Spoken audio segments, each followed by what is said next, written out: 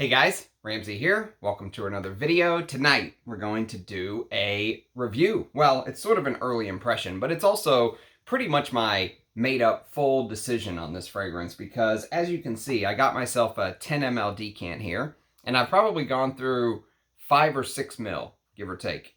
And this is Initio's Absolute Aphrodisiac. Now, if you like negative reviews, hang in there. Because I will tell you before we even get started that I absolutely hate this fragrance, which should not surprise anyone. I don't think I've given Initio a good review yet on a single fragrance. The only thing good that I can say about one of their fragrances is that I didn't hate it. Like if you forced me to wear one of their fragrances, I think I would probably wear, was it Rehab? Is Rehab the one that smells like the Spice Bomb fragrance? Whatever the Rehab fragrance is. Whatever the Initio fragrance that sort of smelled like Spice Bomb. I didn't hate that one, but what a woeful brand Initio is. I mean, you know, there are some brands that are just absolutely scraping the bottom of the barrel, according to me. My personal opinion, I have yet to find a single Initio. Even their sister house, Parfum de Marly, accidentally had 1 or 2 fragrances that was, you know, worthwhile in my opinion. But Initio, my God, what a atrocious house. So first I'm going to do a quick unboxing because this was actually sent to me by a friend, by someone in the community, and I don't know if they want to be revealed, so I won't say who it is, but to my perfume god person, you know who you are, thank you very much, because I think that this is a fragrance I've been looking for a while. And he reached out and said, hey, I've got a bottle. I think he's had multiple bottles, so I'm going to send you some juice. So I don't know what's in here. I don't know if it's a decant. I don't know if it's a bottle. But whatever it is, it's a fragrance I'm excited to get my nose on. Let me open this. I probably should have done this before the video. But let's see here. Come on, baby.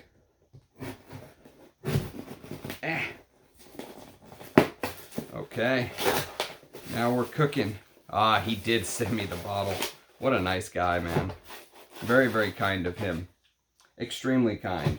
So this is actually a fragrance that ended up coming up in conversation during my, I want to say it was my 1995 video, if I'm not mistaken. So whenever I did my 1995 video, there was a couple fragrances that I said I really wanted to get my nose on that I have not smelled yet. And this is actually one of them. So this is from the house of Bogner. And this is actually a house that I don't own any bottles of until now. There's still another one from the house of Bogner that I'll have to hunt down one day. It's from 1985 called Bogner Man. But this one's from 1995 and it's called Bogner Deep Forest.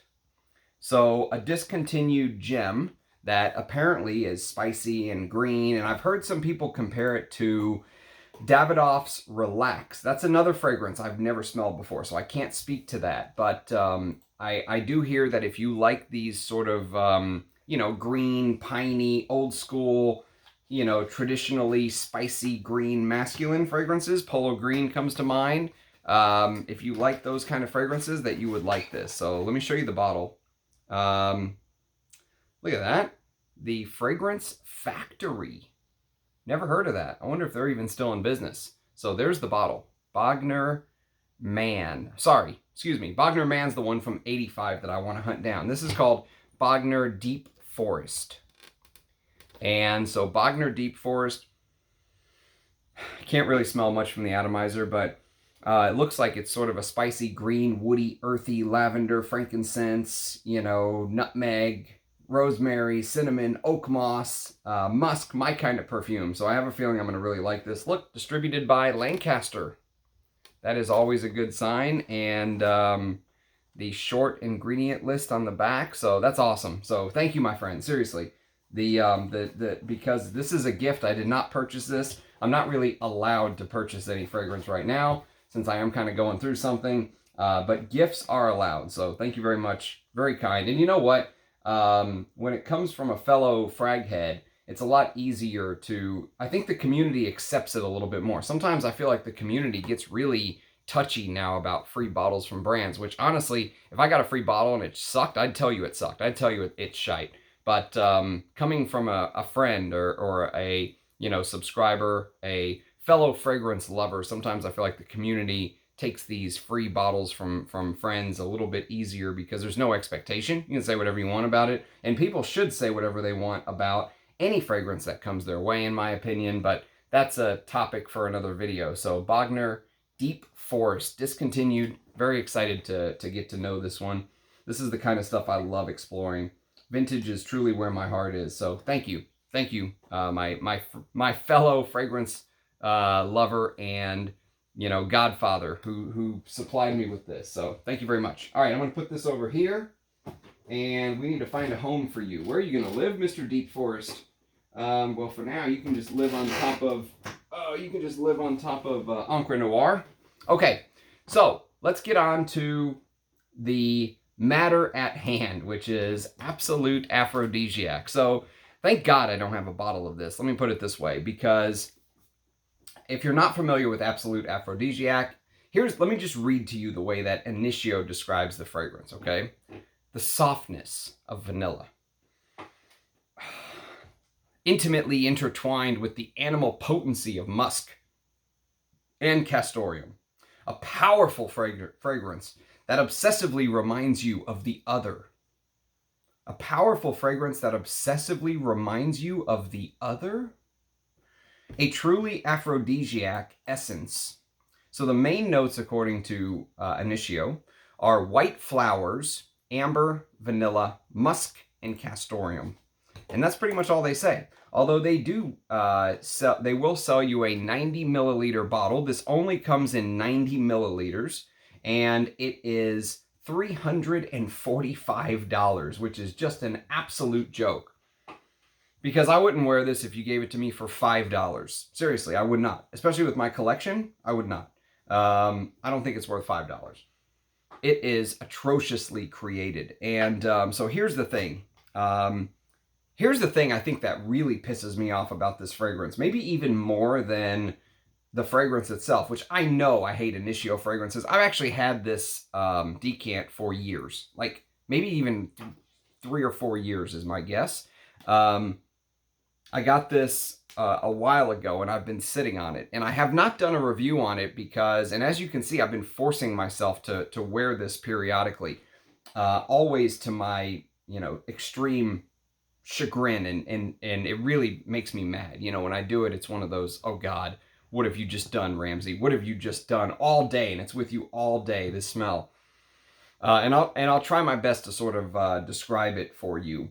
But, so you can see I've had this for a while. So this is not something that I just sprayed on today and I'm just ranting and raving. I've worn this many, many times, and I keep waiting for something else to sort of come out, because when I read these reviews, this is the thing that really pisses me off. If you even forget about Fragrantica. Fragrantica is filled with ridiculous comments about this fragrance. But if you go to even sites like Perfumo, one of the best vanilla fragrances ever.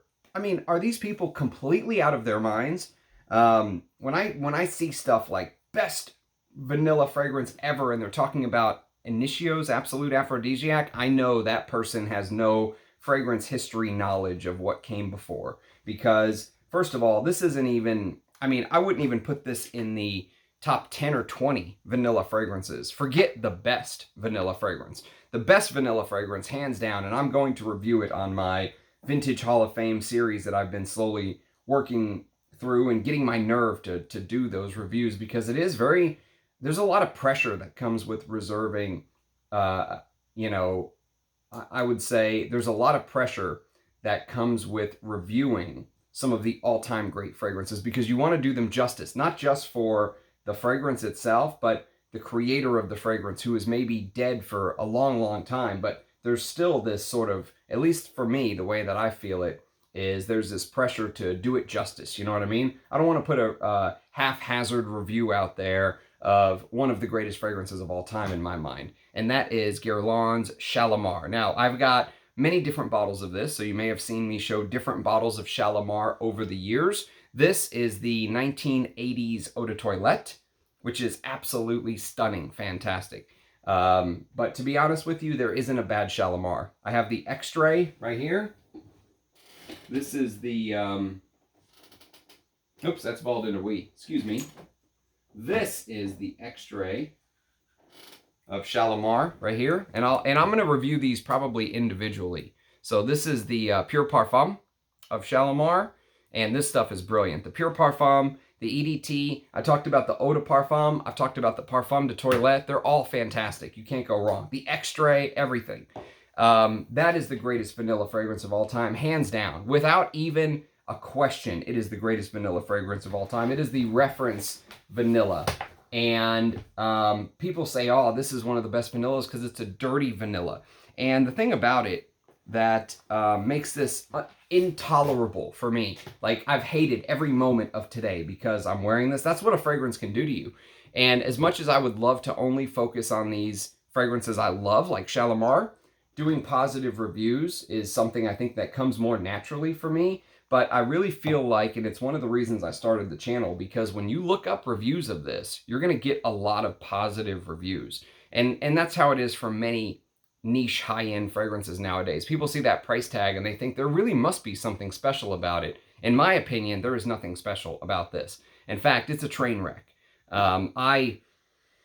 So let me try to describe it for you and explain why I hate this fragrance so much. So the vanilla, the biggest issue with the fragrance is the way that it was created at its core. It is a vanilla fragrance at its core, in my opinion, but it smells like a, here's how I would describe it. So imagine you went to Costco or Sam's, if you don't have Costco's around you, one of the big stores where you have to buy everything in bulk, right? And let's say you took vanilla and you put it in, you're in the kitchen making some sort of a cake, and you put some vanilla in, cooking synthetic, disgusting, cheap cooking vanilla into a, mixing bowl, and you take one of those gigantic Costco-sized sugars, the huge ones, and you just dump the whole damn thing in there, all of it. Don't even worry about trying to measure, just dump the whole thing in there. And then get your mixer and blend it all together. And that is literally how the vanilla comes across to my nose. Just a disgusting, sweet explosion. I mean, this is the type of thing that I put up with for these type of reviews because I despise this smell. And I have it on my skin because I don't feel it's fair putting a fragrance on paper because it deserves skin. It needs some warmth to come alive. And that's one of the reasons I've held off on this review. Look how much I've used out of just, hoping that something else will come and I'll start to get some of this, people say things like the most addictive luxury dessert fragrance. Immediately, yes, absolute win. Are these people out of their minds? It is unbelievable to me, people like this. It's just so disgustingly sweet. And, if I was going to wear something and I wanted a vanilla fragrance, maybe that even wasn't Shalimar. If you're thinking, 1925 was a damn long time ago, Ramsey, you're right. But you could get something like even Spiritueuse Double Vanille. I would wear this, Guerlain is the king of vanilla fragrances to my nose. So even something like Spiritueuse Double Vanille blows this out of the water. I would much rather wear something like this. At least there's a little bit of a boozy aspect. There's a little, Guerlain has that way about vanilla. No one does vanilla like Guerlain. Absolutely no one. They are the vanilla house. If you want a good vanilla fragrance, Guerlain is it for me. And so every time I've worn this, and like I said, I've worn it a lot, it's a huge letdown. Like, I've made a huge mistake, and my day is now cursed. And it does, to be fair, the fragrance does last a long time. If you like this smell, it's going to last. You're gonna smell it all day. And the part of the fragrance I think that really sort of made me keep coming back and hoping maybe I would notice something different is the fact that this fragrance has one of my most appreciated and loved notes, and that is castoreum. And so for me, when I smell this, I'm trying to find the castoreum. I mean, I'm literally digging my nose into my hand trying to smell the castoreum, wondering where it is, because people talk about how the castoreum in this fragrance makes it masculine and how, it's a fragrance that's so animalic. It's one of the most animalic fragrances. And in fact, Parfumo has it right next to Antaeus. So whenever they rank, I don't know if they're really ranked on the strength of the castoreum note, but, some of the most popular castoreum fragrances are usually put towards the top when you click on the ingredient. And it's like Antaeus, absolute aphrodisiac. And so for me, this is castoreum, right? And I know what castoreum smells like. I have smelled the castoreum tincture, thanks to Russian Atom. I've smelled the real castoreum. I have fragrances that use real castoreum. There's actually real castoreum in this, which is Eugene's brand, Les Abstraits, La Douleur Exquise. I would urge you to check out this fragrance if you're a castoreum lover. The dry down of this is when the castoreum really comes out, and it is, for a modern fragrance, it's mind-blowing. The castoreum that they've used in here, out of this world good. Absolutely one of the best modern castoreums I've ever smelled. I still don't really know how Antoine Lee pulled that off.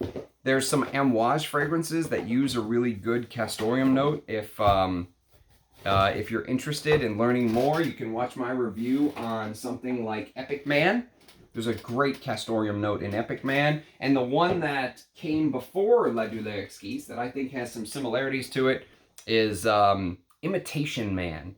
And the castoreum note in this and the castoreum note in La Douleur Exquise share some similarities.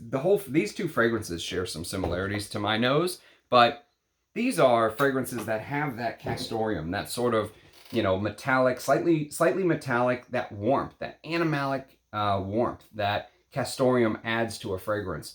And castoreum is slightly leathery as well. So there's usually this leathery bit to it, right? I get none of that from this. None. Zero. Not like, oh, maybe I'm smelling something dirty and maybe it's castoreum. No, nothing. Zero. And that's one of the reasons why I gave this so many chances. Honestly, it doesn't deserve all the chances that I gave it. But, you know, I'm gonna do full reviews on stuff like this, which I absolutely love. I'm gonna do full reviews on I have an early impression on La Douleur Exquise if you want to sort of know my thoughts, but the big one is going to be Antaeus. I'm gonna do a full review of Antaeus one of these days. Talk about the pressure. Shalimar and Antaeus are probably two reviews that are right at the top of my, you know, vintage Hall of Fame video list that I want to do for you guys, but I want to make sure I really give it the time and energy that they deserve. But those are castoreum fragrances to me. Antaeus, La Douleur Exquise, Epic Man, and Imitation Man. When I smell this, I don't get any of that.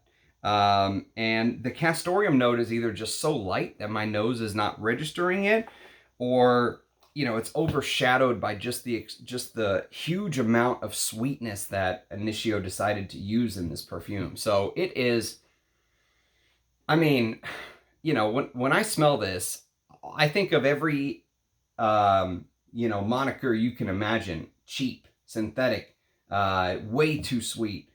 This modern sort of designer sweetness that you get. This doesn't smell like a niche fragrance to me. There's no reason in my mind for this to be $345. Zero reason. I can't think of why this is $345. It makes zero sense to me, other than the fact you're paying for the bottle. You know, you're paying for the bottle to have in your little background right here. And I own zero Initio fragrances. I don't have a single one in my collection, none. This is actually probably the most juice of an Initio fragrance I have.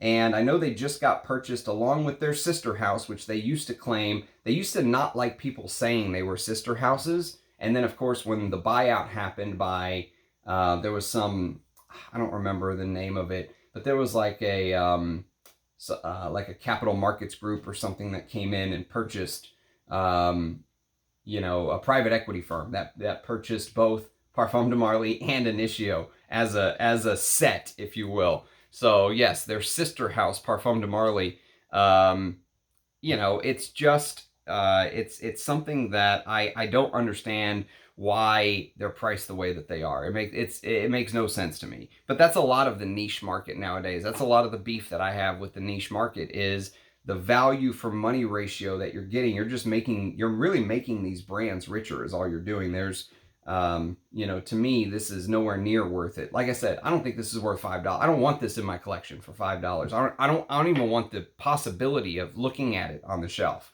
That's how bad it is. That's how much I hate this fragrance. I don't think it's sexy at all. I don't think it's alluring. I don't think it's any of that. It's not my thing. And so the fragrance continues to get worse basically as it goes along. And the reason it continues to get worse, and this is the cherry on top, if you will, is that as the hours go by, the fragrance slowly starts to turn creamier, right? So that bag of Costco sugar that you poured into in its granular sugar, right? Not like Starbucks pumps of syrup. No, this is like a big bag of granular sugar that you pour into the mixing bowl with the vanilla. You blend it all together, right? And as it sits, it ends up turning creamier. And what it starts smelling like, to my nose, is it starts smelling like milk.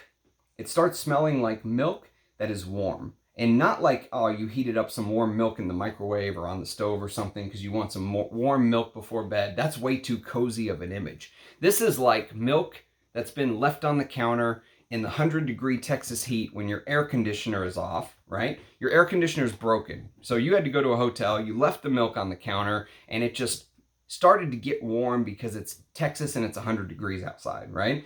And the milk just starts to get to that disgusting room temperature, not like cozy winter heated milk before bed. No, this is disgusting cozy, not cozy room temperature milk that begins to smell sour. Okay, it starts to go sour, and maybe some people will say that's the castoreum.